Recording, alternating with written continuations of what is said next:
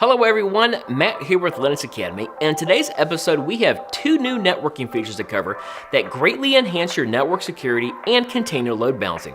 We'll cover these stories in our last episode of Google Cloud Weekly. Now, just because an application is running on the public cloud doesn't mean that you want it necessarily exposed to the public. However, making it private by removing the public IP address often comes with its own challenges, such as how to correctly set up access to some resources but not others. For these challenges, a new service called Cloud NAT has just been released in beta.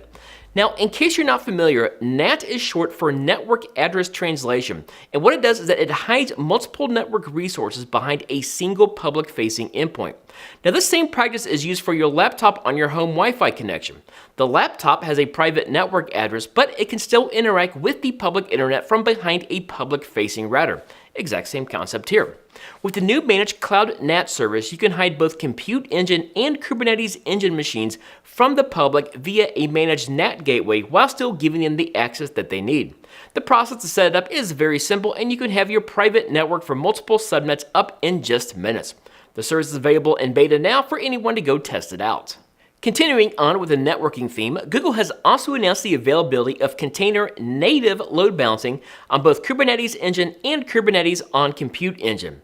Now, wait a minute, we already have load balancing options available on Kubernetes Engine. What makes this different?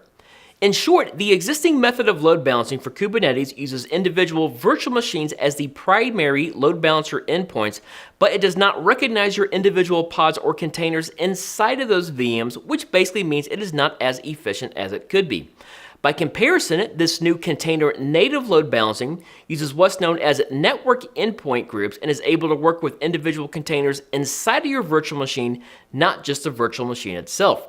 As a result, container native load balancing is much more efficient in routing, and it also has the added benefits of better security and native health checks built in. The feature is available right now, so nothing is stopping you from much more efficient load balancing for your Kubernetes workloads. Thank you again for watching and for joining us for these updates over the past few months. It has truly been a fun experience. For more great Google Cloud content, check out our courses at linuxacademy.com, where we help you become a certified Google Cloud professional. Farewell for now, and we hope to see you soon.